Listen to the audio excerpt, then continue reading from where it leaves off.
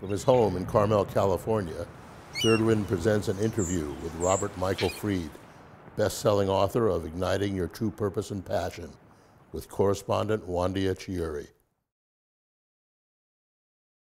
So your book, you talk about achieving true success. How do you define true success? Well, true success is not so much getting what you want, it's more like wanting what you get. Look, success and monetary achievement, it's always been an integral part of the American way of life. It's part of our moral fabric, if you will. But now more than ever, in these turbulent times, I think we need to take a step back and wonder if we haven't defined success far too narrowly for far too long. I think Ralph Waldo Emerson has kind of a meaningful handle on success when he said something like, to know that even one life is breathed easier because you have lived, well, this is to have success. Do you consider yourself successful? Not by Emerson's definition of success at the time. I was all about personal scorecard.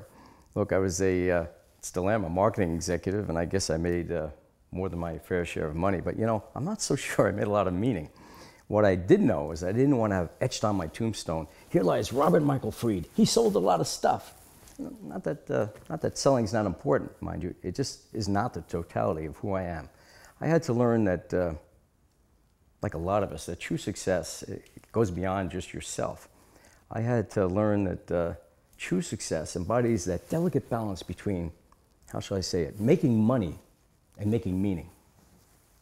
It seems that most of us define success by our careers. Is there anything wrong with that? I think there is. We shouldn't confuse having a good career with having a good life. They're not the same thing.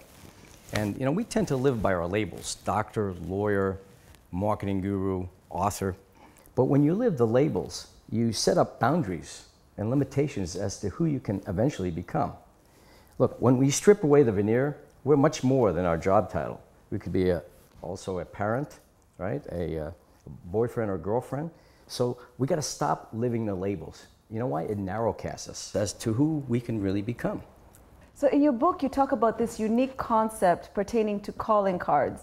Can you elaborate a little bit about that? Yeah, I think we should have kind of a two-sided calling card. On one side, it might say Robert Michael Fried, marketing executive, and you flip it over, it says Robert Michael Fried, galloping gourmet, because I happen to fancy myself as making a splendid eggplant parmesan.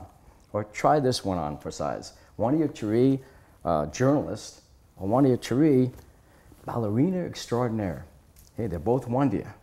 But we shouldn't set up limitations as to who we can become. Don't create boundaries, because you're more than just your job, even though your job is very, very important. You know, that's a really good point, Bobby, because I feel like that's where we're moving with the digital age, and people now defining themselves both personally and professionally, say on Twitter, in 160 characters.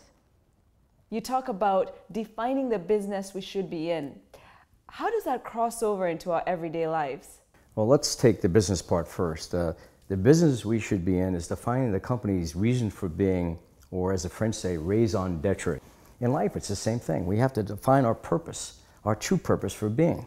It's been said that the purpose of life should be a life of purpose. But do you feel like most of us know what our purpose is? Herein lies the problem. There was this research study done by Dr. William Morton, and he interviewed 3,000 high achievers, and he asked them what their true purpose in life was, and a whopping 94% said, we have absolutely no idea what our true purpose in life is. Well, sadly, if that's the case, I'll tell you what unhappiness is. Unhappiness is not knowing what you want and killing yourself to get it. How in the world does one find their true purpose? Let's start by saying this. It doesn't come neatly packaged as some sort of epiphany. It doesn't come gift wrapped. It starts with a kind of an itch, kind of an urge that says, this doesn't feel right in the pit of my stomach. The Little Prince has a great quote. It says, one sees clearly only with the heart. And when you begin to start inside before you go outside, you're well on your way to finding your true purpose. Igniting Your True Purpose and Passion can be found at Amazon.com, BarnesandNoble.com, and at iTunes.